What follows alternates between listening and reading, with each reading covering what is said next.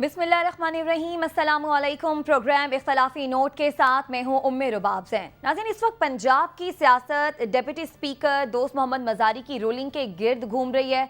पंजाब की सियासत इस वक्त एक टेस्ट मैच बन चुकी है, जिसकी एक इनिंग खेली जा रही है पार्लियामेंट में तो दूसरी इनिंग खेली जा रही है अदालत में। इसी मामले पर, वज़ीर आला पंजाब के मामले पर कल सुप्रीम कोर्ट में 1 बजे समाअत होगी, लेकिन कल की समाअत को सुनने से पहले ही मुस्लिम लीग नून और हुकूमती इत्तेहाद का लहजा सख्त हो गया है और ये इनकी जानिब से मुतालबा किया जा रहा है कि इस मामले पर फुल कोर्ट बेंच तश्कील दिया जाए। साथ ही मुस्लिम लीग नून के रहनुमाओं के लहजे भी सख्त हो गए हैं। उन्होंने कहा कि अब वो पहले वाली मुस्लिम लीग नून नहीं रही, इनका जवाब पत्थर से दिया जाएगा, अब थप्पड़ मारेंगे तो बदले में मुक्का आएगा। मरियम नवाज ने भी कल ट्वीट किया कि बस बहुत हो गया, जो हो रहा है ये नामंजूर है। साथ ही साथ मुस्लिम लीग नून ये शिकवा भी कर रही है एक बार फिर से कि उन्हें दीवार से लगाया जा रहा है।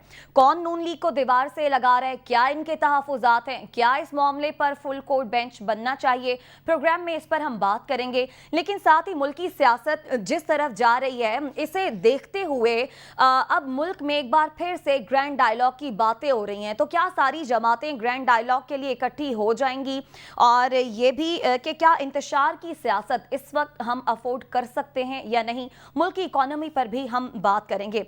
शामी साहब, अगर सबसे पहले हम अपने प्रोग्राम में आ जाएं नून लीग के मुतालबे पर, जिसके हवाले से कल वो पटिशन भी दायर करने जा रही है कि वजीर आला पंजाब के मामले पर फुल कोर्ट बेंच तश्कील दिया जाना चाहिए। ये बताइएगा कि क्या तहफ़्फ़ुज़ात हैं, क्या एतराज़ है नून लीग के जिसकी वजह से वो ये मुतालबा कर रही है।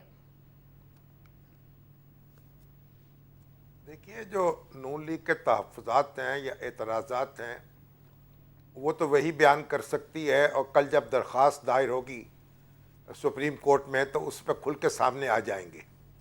नून लीग को और उसके इत्तेहादियों को यह हक़ हासिल है कि वो अदालत में दरख्वास्त दायर करें और फुल कोर्ट बेंच कायम करने का मुतालबा करें।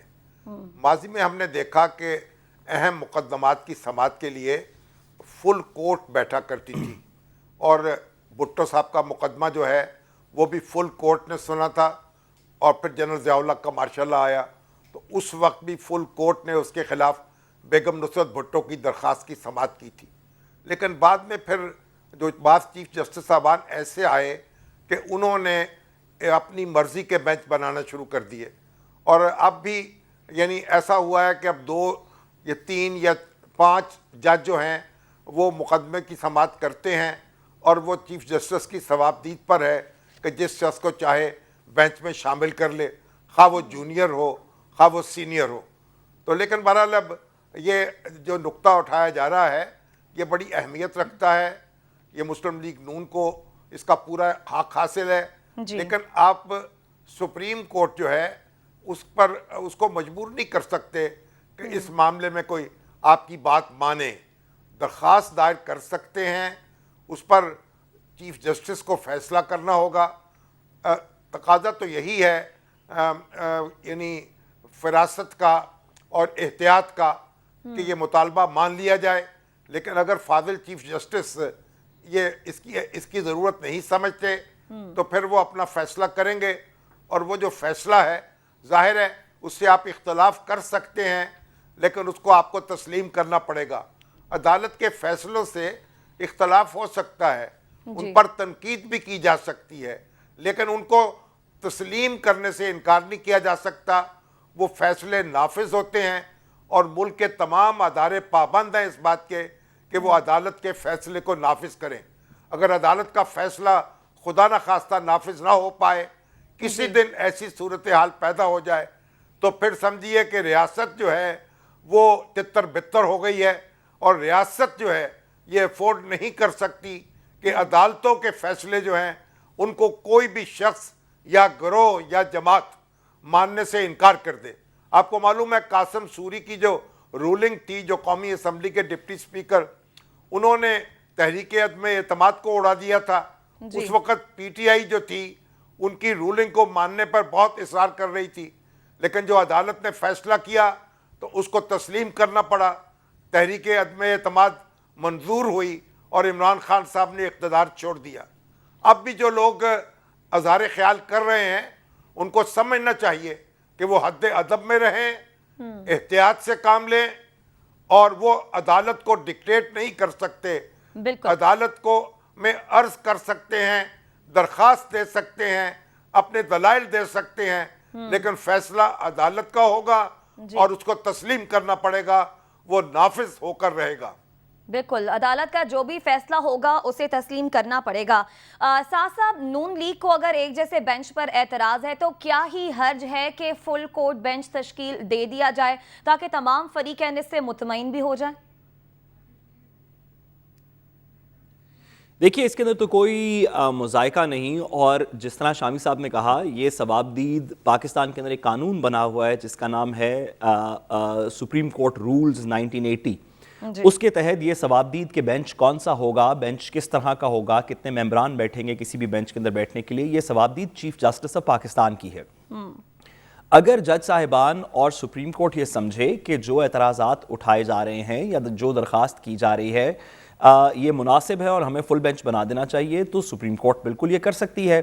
لیکن مسئلہ یہ ہے کہ جس طرح شامی صاحب نے بھی ابھی فرمایا کہ اگر ہر دفعہ ہر سائل کا یہ دل ہو کہ میں چند جج صاحبان کے سامنے کیسز نہیں سنواؤں گا, میں وہ فلانے کے سامنے سنواؤں گا, یا جب تک یہ فلانے 2 4 5 جج نہیں بیٹھیں گے اس وقت تک میں اپنا مقدمہ نہیں پلیڈ کروں گا یا مجھے اعتراض رہے گا, تو یہ بات تو بڑی غیر مناسب ہوگی ہمارے عدلیہ کے سسٹم کے لیے, کیونکہ یہ رائٹ دینا بڑا مشکل ہے عدالتی سسٹم کے اندر سائلین کو کہ وہ پک کریں کہ کون سے جج صاحبان ان کا مقدمہ سنیں گے. یہ تو بڑا مشکل ہے. ایسے تو بڑا آسان ہو کہ کوئی بھی 2 شخص جب عدالت کے سامنے پیش ہوتے ہیں, جب بھی کوئی 2 سائلین عدالت کے سامنے پیش ہوتے ہیں, ان میں سے جو سائل ہارنے لگے کیس یا لگے کہ ہمارے خلاف فیصلہ ہونے لگا ہے, تو وہ کہے نہیں میں آپ سے مقدمہ نہیں سنوانا چاہتا, اور اس کی اس گزارش کے اوپر ہر دفعہ اگر عدالت بات مان جائے تو ہمارا جوڈیشل سسٹم جو ہے وہ کلیپس کر جائے گا. پھر کسی بھی مقدمے کا فیصلہ نہیں ہوگا, کسی بھی فیصلے کے اندر سرٹنٹی نہیں ہوگی.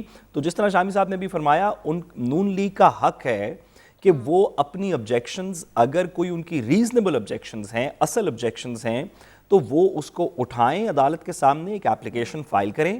لیکن کسی کی ایپلیکیشن فائل کر دینے سے یا اس طرح کی استدعا کر دینے سے عدالت باؤنڈ نہیں ہوتی. عدالت کو میرٹس کے اوپر دیکھنا پڑے گا کہ کیا وجہ ہے کہ اس بینچ سے آپ کیس نہیں سنوانا چاہ رہے, باقی یہی بینچ بہت سے اور لوگوں کے فیصلے کر رہا ہے, لوگوں کی زندگی موت کے فیصلے کر رہا ہے.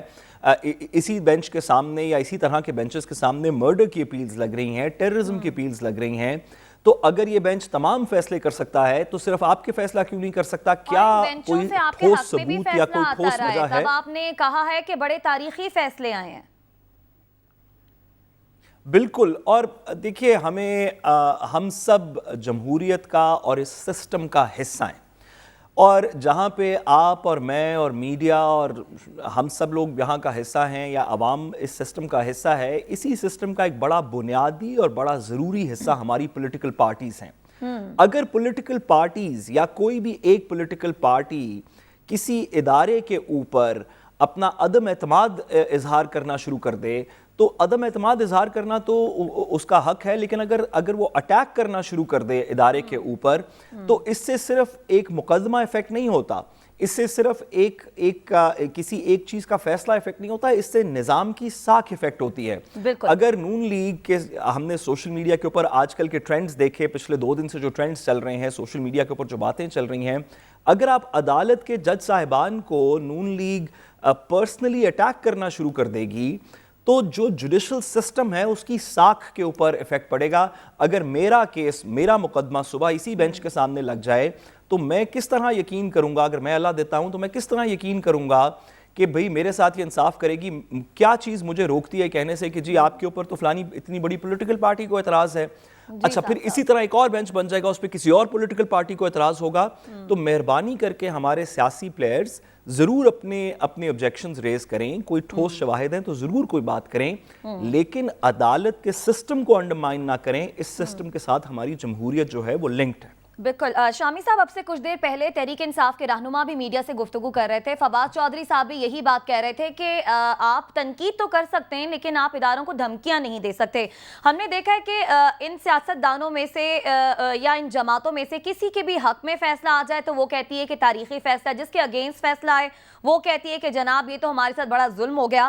آپ سمجھتے ہیں کہ اب جو بھی فیصلہ آنا چاہیے, جیسا کہ آپ کہہ بھی رہے ہیں کہ اسے تسلیم کیا جانا چاہیے, وہی حتمی فیصلہ ہوگا, اس سے پھر آگے یہ سیاست دان بڑھیں اور پھر جو گرینڈ ڈائیلاگ کی بات ہو رہی ہے اس کی طرف آئیں, دلوں میں ایک دوسرے کے لیے کچھ گنجائش پیدا کریں تاکہ ملک کی تعمیر و ترقی کے فیصلے لے سکیں, نہ کہ یہ آپس میں ایک دوسرے کی مخالفت میں سیاست کھیلتے رہیں.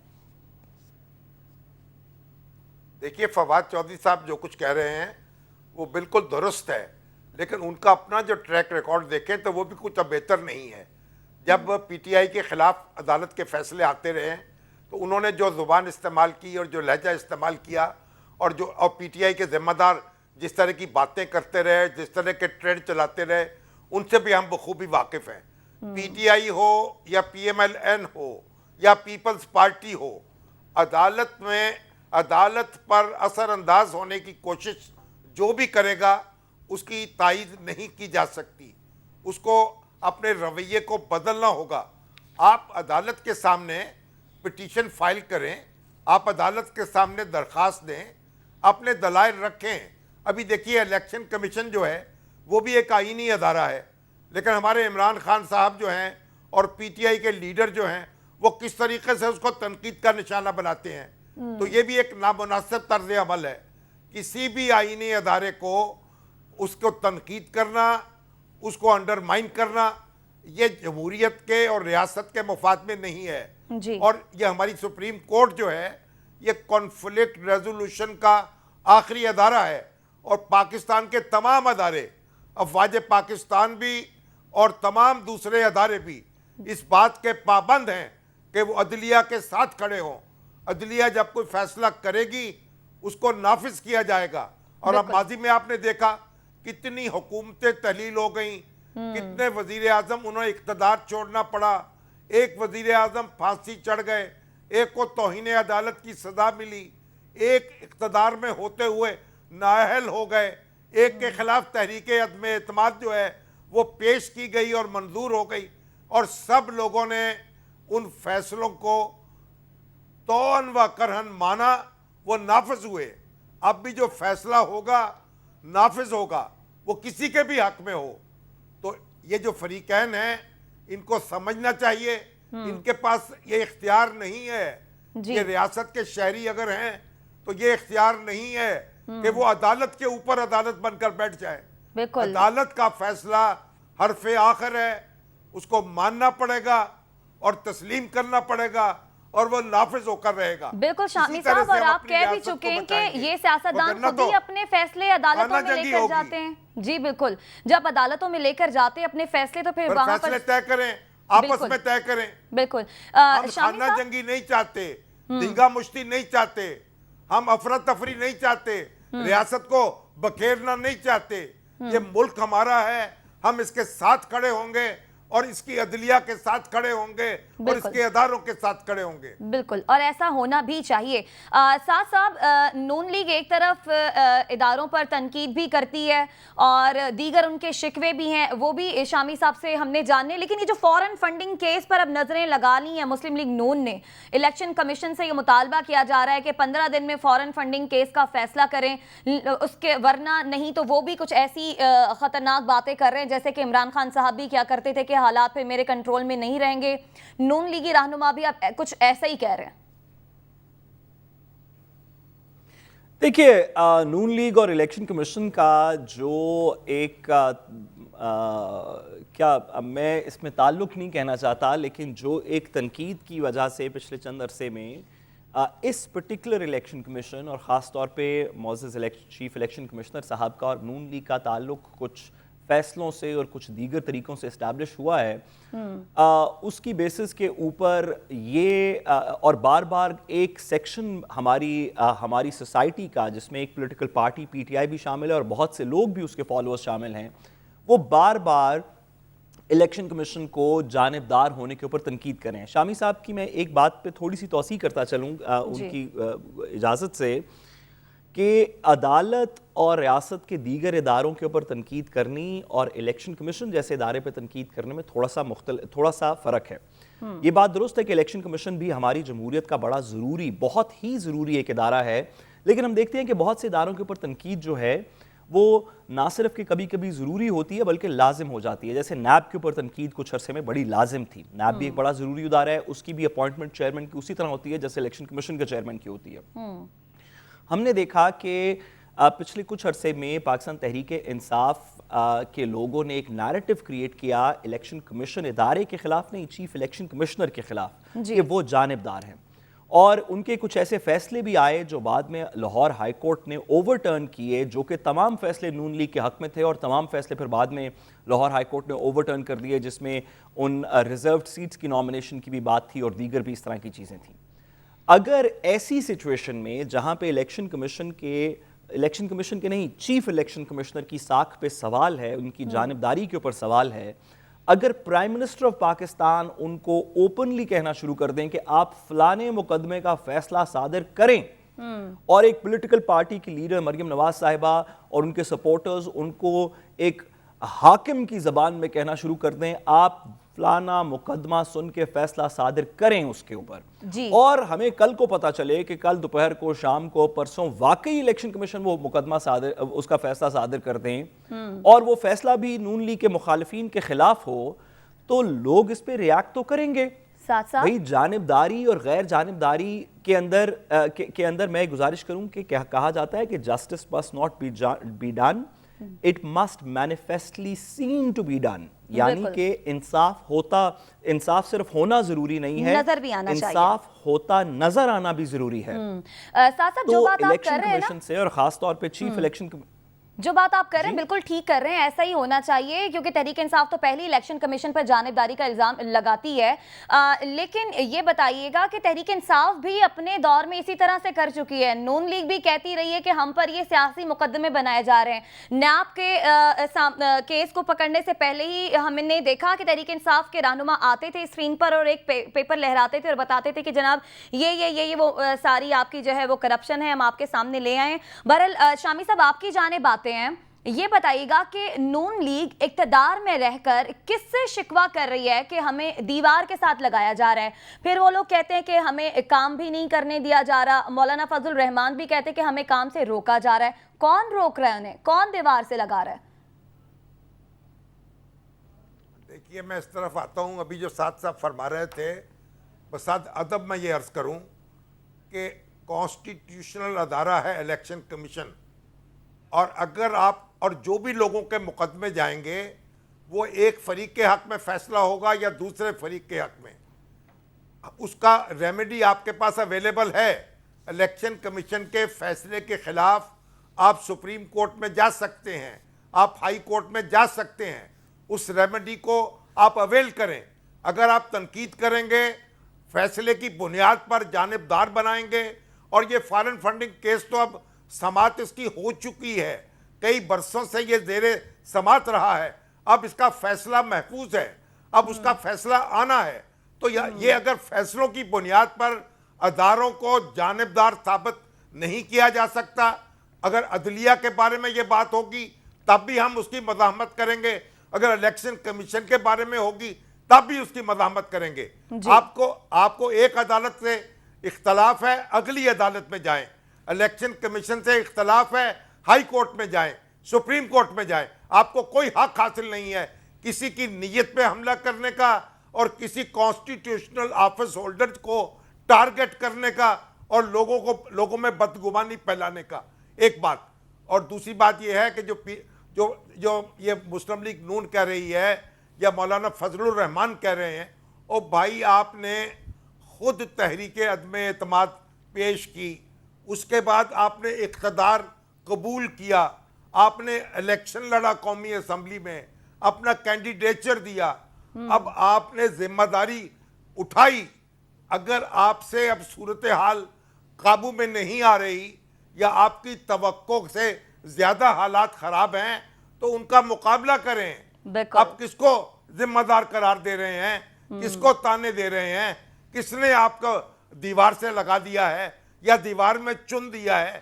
او بھائی آپ نے خود دیوار کھڑی کی ہے اپنے لیے، اپنے خود جو ہے سایہ دیوار سے نکلے ہیں. اب آپ اس کو فیس کریں، مردانہ وار فیس کریں. اب ایسے تصوے بہانے سے، نعرے لگانے سے، آنسو گرانے سے کچھ فائدہ نہیں ہوگا. آپ نے جو کچھ کیا ہے خود مرضی سے کیا ہے، اس کا نتیجہ بھی آپ کو بھگتنا ہے. تو اب آپ اس معاملات کو درست کریں، اپنی پالیسیز جو ہیں درست کریں، حالات کو سنبھالیں. اور آپ اس طرح آپ کو شور مچانے سے آپ کے ہاتھ میں کچھ نہیں آنے والا، یہ آپ اچھی طرح سمجھ لیں. شامی صاحب اور ساتھ ساتھ بریک آنے والی ہے. بریک پر جانے سے پہلے آپ دونوں سے سوال، جیسا کہ شامی صاحب آپ بات کر رہے ہیں کہ ملکی صورتحال کو اب سنبھال لیں چونکہ آپ کی ذمہ داری ہے، آپ خود ہی اپنی منشا سے اقتدار میں آپ لوگ آئے، لہٰذا اب اپنی ذمہ داری پوری کریں. لیکن وہیں پر ایک ذمہ داری ان تمام سیاسی جماعتوں کی بھی، اور خاص کر حکمران اتحاد کی یہ ہے کہ تمام سیاسی جماعتوں کو ڈائیلاگ کی ٹیبل پر لایا جانا چاہیے. تمام فریقین اس پر راضی ہو جائیں گے اور اس کے بعد کیا پھر ہم دیکھیں گے کہ عام انتخابات بھی قریب آ جائیں گے، اور عام انتخابات کے حوالے سے جو مہینے اس وقت ڈسکس ہو رہے ہیں میڈیا میں، کیا وہی مہینے ہوں گے یا بات اس سے آگے جائے گی؟ ایک بریک آ رہی ہے، بریک سے واپس آئیں گے تو اس پر ہم بات کریں گے. ہمارے ساتھ رہیے گا. ویلکم بیک ناظرین. بریک پر جانے سے پہلے سوال چھوڑا گرینڈ ڈائیلاگ کا. شامی صاحب آپ سمجھتے ہیں کہ اس بار یہ جو گرینڈ ڈائیلاگ کی باتیں ہو رہی ہیں سیاست دانوں کے درمیان، یہ ڈائیلاگ کامیاب ہو جائے گا؟ یہ ڈائیلاگ جو ہے سیاست دانوں کے درمیان ہونا چاہیے. مملکت کے کسی دوسرے ادارے کو اس میں شریک کرنے کی ضرورت نہیں ہے. مملکت کے جو دوسرے ادارے ہیں ان کی حیثیت ثانوی ہے، اور جو پارلیمنٹ میں لوگ بیٹھتے ہیں، جو منتخب ہو کے آتے ہیں، وہ عوام کے نمائندے ہیں. ان کی حیثیت اس ملک کے مالکان کی سی ہے، اور باقی جو ادارے کے لوگ ہیں ان کی حیثیت کارکنوں کی سی ہے، ملازمین کی سی ہے. تو مالکوں اور ملازمین کے درمیان مذاکرات نہیں ہوتے. جو مالک ہیں، جو سٹیک ہولڈرز ہیں، جو عوام کے نمائندے ہیں، وہ بیٹھ کر طے کرتے ہیں ایک دوسرے کے ساتھ معاملات. اور پھر جو باقی ادارے ہیں وہ سبارڈینیٹ ہوتے ہیں، وہ ان کو تسلیم کرتے ہیں. تو یہ جب آپ کہتے ہیں سارا گرینڈ ڈائیلاگ، یہ آپ کو انڈرمائن کرنے کے مترادف ہے، اس ملک کے عوام کو انڈرمائن کرنے کے مترادف ہے. تو یہ جو حکومت ہے اس وقت اور جو اپوزیشن ہے اس وقت، اس کی ذمہ داری ہے. وہ دونوں سٹیک ہولڈرز ہیں، ان کے پیچھے ووٹ کی طاقت ہے. جو اس وقت برسر اقتدار جماعتیں ہیں، انہوں نے 68% ووٹ لیے تھے گزشتہ انتخابات میں. پی ٹی آئی نے 32% ووٹ لیے تھے گزشتہ انتخابات میں. دونوں کو پیچھے ووٹ کی طاقت ہے. دونوں کو مل کر یہاں رہنا ہے، ایک دوسرے کے ساتھ زندہ رہنے کا سلیقہ اور کرینہ سیکھنا ہے. اس لیے ان کے درمیان ڈائیلاگ ہونا چاہیے. معیشت پر، انتخابات پر اور اداروں کی حدود کا تعین کرنے پر یہ ایک بڑی ضروری بات ہے. اس سے آپ انکار نہیں کر سکتے. اہل سیاست کا تو آپ عالم یہ دیکھیں، ابھی الیکشن کمیشن نے سندھ میں بلدیاتی انتخابات جو تھے دوسرے مرحلے کے وہ ملتوی کیے، کیونکہ محکمہ موسمیات کی یہ رپورٹ تھی کہ شدید بارشیں ہونے والی ہیں.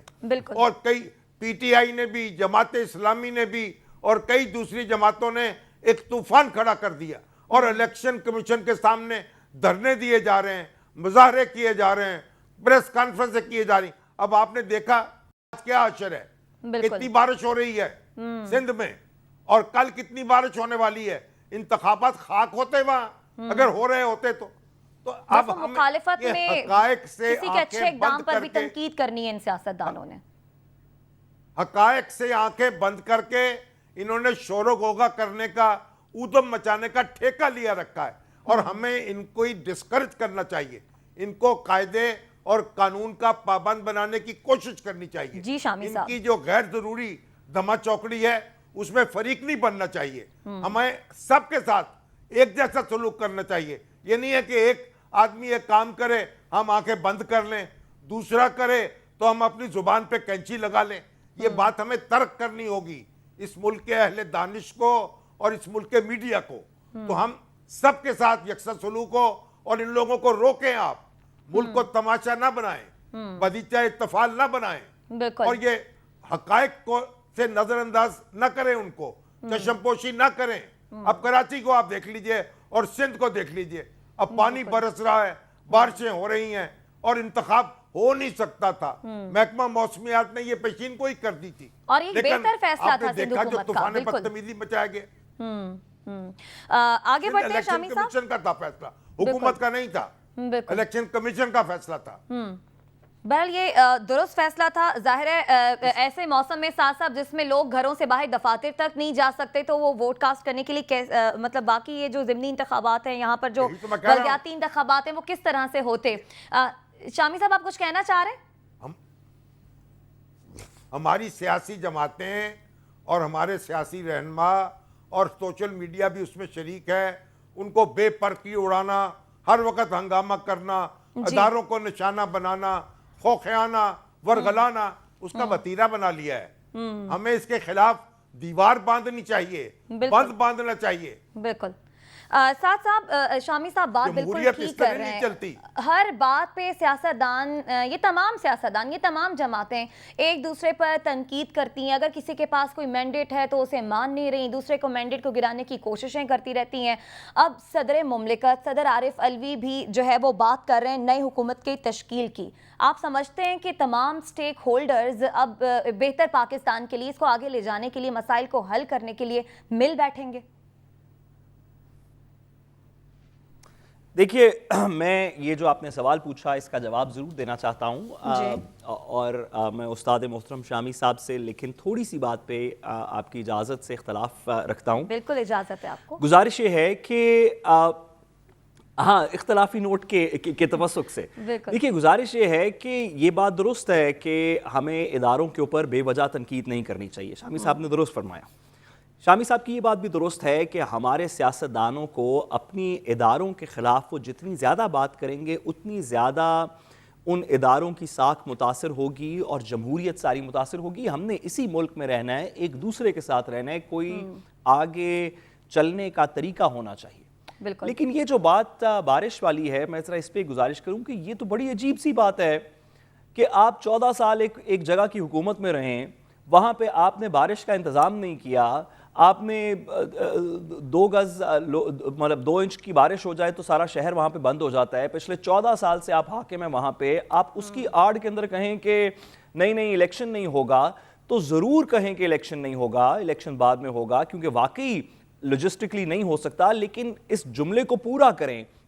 پہلی بات یہ کریں کہ الیکشن نہیں ہو سکتا کیونکہ واقعی لوگ پولنگ سٹیشنز تک نہیں پہنچ سکتے, اور ساتھ جملہ پورا کریں اس بات پہ کہ اس پولیٹیکل پارٹی کا کیا ہوگا جو 14 سال سے اس جگہ کے اوپر مسلط ہے.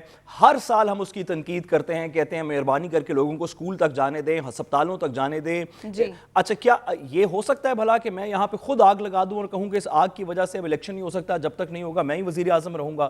ایسے تو نہیں ہو سکتا بھائی. رسپانسبلٹیز دونوں طرف رکھیں. ضرور یہ بات درست ہے کہ اگر پانی 2-2 فٹ کھڑا ہوا ہے تو کیسے پولنگ ہوگی, لیکن آپ اگر آج پانی 2-2 فٹ کھڑا ہوا ہے, پرسوں کچرا 5-5 فٹ کھڑا ہوگا, اس سے اگلے دن دھوپ 10-10 ڈگری کی وجہ سے جو ہے وہ سڑکیں میلٹ کر رہی ہوں گی, اس کے بعد سڑکیں پراپر نہیں ہوں گی, اس کے بعد نالے بند نہیں ہوں گے, تو اگر پورا کراچی اور سندھ جو ہے وہاں پہ دوائیاں نہیں مل رہی, اگر پورا کراچی اور سندھ جو ہے مفلوج ہو جائے تو ہم کیا کبھی بھی وہاں پہ الیکشن نہیں کروائیں گے؟ اور جس حکومت نے مفلوج کیا اس کی تا قیامت اس کی حکومت چلتی رہے گی, کیونکہ اب نہ سڑکیں ہیں, نہ گاڑیاں ہیں, نہ پیٹرول ہے, نہ پانی کہیں پیچھے جا سکتا ہے, نہ کچرا اٹھا سکتے ہیں. تو چلیں, جب تک یہ مسئلہ چلتا رہے گا اس وقت تک الیکشن نہیں ہوگا. تو بات درست ہے کہ ادارے کی الیکشن کمیشن کو اس کے اندر تنقید کا نشانہ نہیں بنانا چاہیے.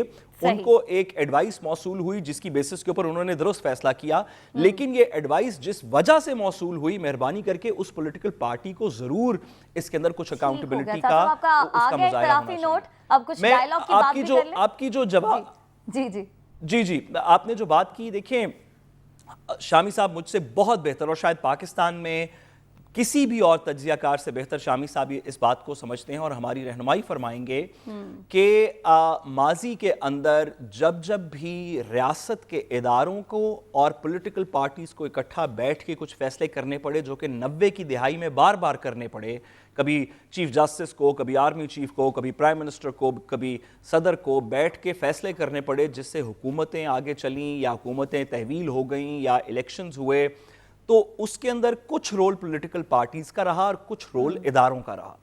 हम 90 की सियासत की, 90 की दिहाई की सियासत को हमेशा तनकीद के साथ देखते हैं, सारा पाकिस्तान देखता है, क्योंकि उस दिहाई में सियासत सिर्फ एक दूसरे की टांग खींचने का नाम था और पाकिस्तान ने तरक्की नहीं की। सारी दुनिया ने उस दिहाई में तरक्की की, हिंदुस्तान ने इतनी तरक्की की, हमने नहीं की।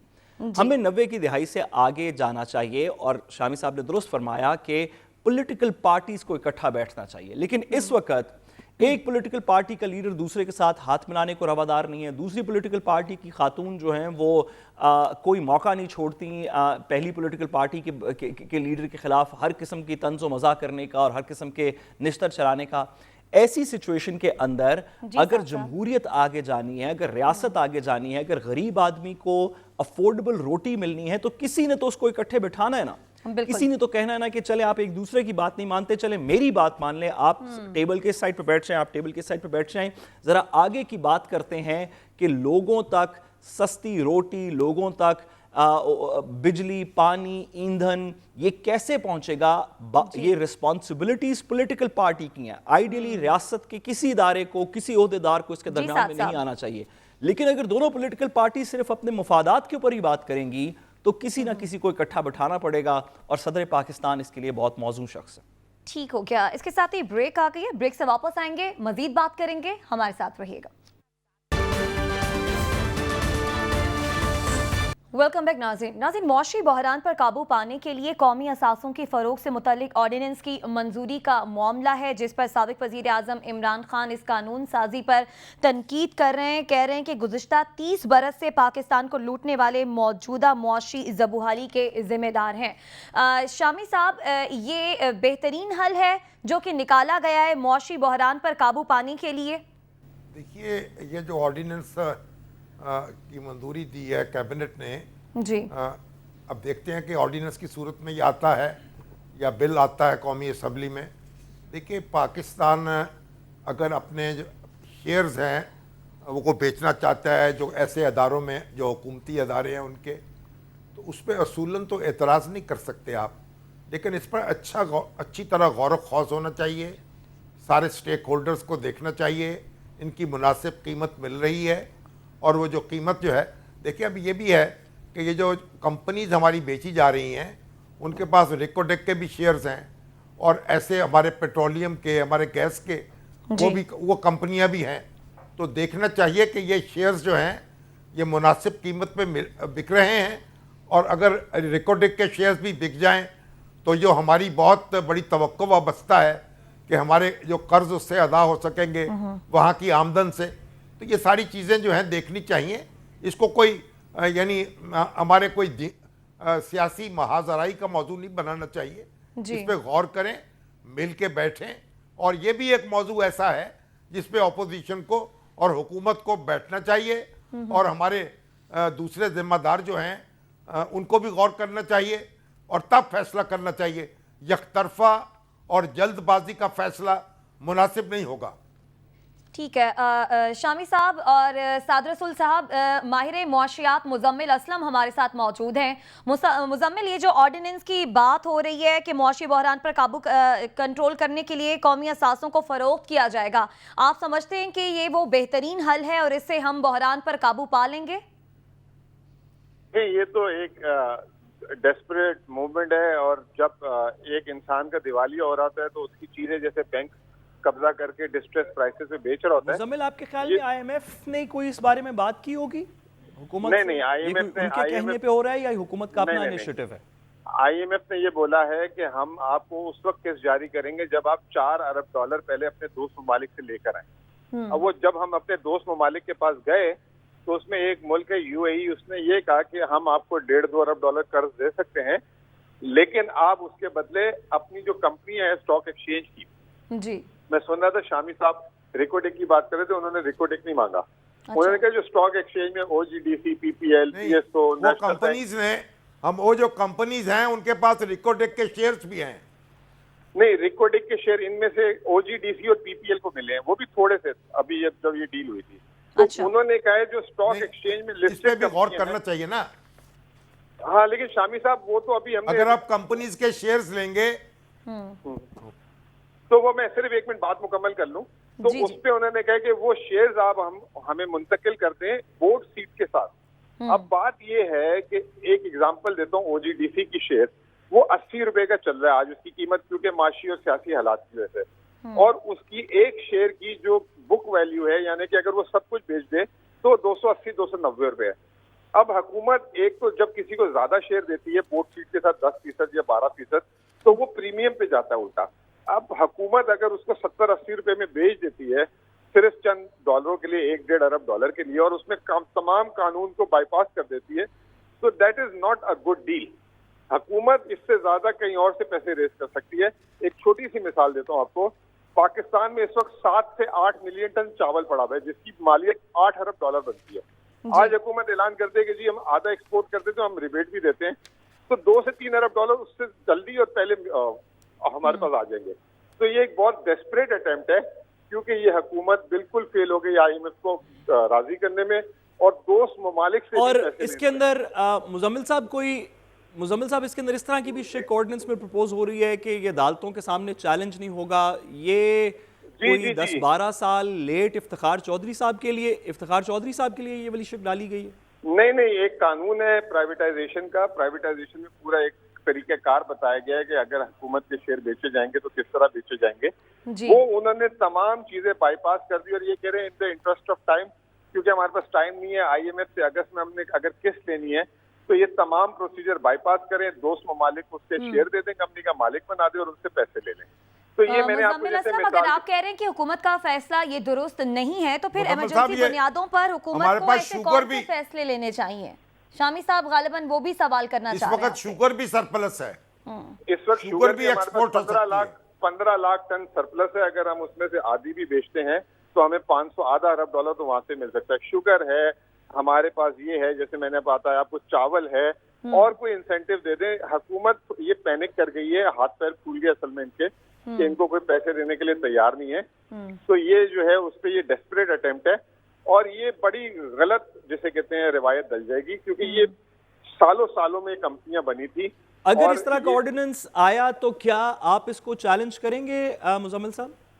इमरान खान साहब ने तो ट्वीट कर दिया कि जी हम इसको नहीं मानेंगे और कौमी असासे इस तरह की ये हुकूमत की क्रेडिबिलिटी नहीं है और इनको हम बेचने नहीं देंगे। इमरान खान साहब तो इस कानून साजी की मुखालिफत कर रहे हैं। मुजम्मिल असलम साहब, अगर हुकूमत का ये इकदाम दुरुस्त नहीं है तो मुल्क को दिवालिया होने से बचाने के लिए इमरजेंसी बुनियादों पर फिर हमें कौन से 1-2-3 फैसले लेने चाहिए? देखिए, बात ये है कि ये कोई तरीका नहीं है कि 10 रुपए की चीज को आप 2 रुपए में उठा के दे दें। पहली बात तो ये है कि अब दूसरी बात ये है कि कॉन्फिडेंस को रेस करें। जैसे मैंने आपको बताया, चावल पड़ा हुआ एक्स्ट्रा, चीनी जैसे शामी साहब ने आइडेंटिफाई की, और भी 10 चीजें हो सकती हैं। आप स्वैप कर सकते हैं। किसी को पास जो है अभी बॉन्ड करने का ऑप्शन नहीं है, तो मतलब ओवरसीज पाकिस्तानी, मैं आपको एक छोटी सी बात बताता हूँ। पिछले 5 सालों में ओवरसीज पाकिस्तानियों ने 145 अरब डॉलर पाकिस्तान भेजा है और 4 जो सोर्सेस है, सऊदी अरब, चीन, IMF और अमेरिका, इन्होंने इस 5 सालों में मिला के 20 अरब डॉलर दिया है। तो हम इनकी तरफ क्यों देख रहे हैं? हमारे अपने लोग बाहर इतने अमीर हैं, कोई ऐसी स्कीम निकाल दें, पाकिस्तान में जो है डॉलर स्कीम निकाल दें कि जिसके पास जो पैसा डॉलर छुपाया हुआ हम नहीं पूछेंगे, वो हमें दे दें, 5% भी ले लें, गोल्ड की स्कीम निकाल लें। ये क्या तरीका है कि आप जो है मौके का फायदा उठा के अपनी गोल्ड माइंस को जो है कचरे के दाम पे बेच दें? मुजम्मिल असलम साहब, आपसे गालिबन शामी साहब भी सवाल करना चाह रहे हैं। जी करें। जी शामी साहब। नहीं, मैं तो ये कह रहा हूँ, मुझे तो उसूली तौर पर इस बात से इत्तफाक है, जल्दबाजी में यकतरफा तौर पर कौमी एसेट नहीं बेचने चाहिए। इस पे ये भी एक मौजू है, जो सियासी जमातें जो हैं मिल के बैठे, और ये एसेट्स जो हैं कौमी हैं, ये जमाती नहीं है कि आप इसे अफरा तफरी में बेच दें। बात दुरुस्त की कि हर मसले का हल यही है कि तमाम सियासी जमातें मिलकर बैठें, मुल्क की तामीर और तरक्की के लिए मिलकर फैसले करें। बहुत शुक्रिया। माहिर मौशियात मुजम्मिल असलम हमारे साथ मौजूद थे। इसके साथ ही प्रोग्राम से इजाज़त दीजिए।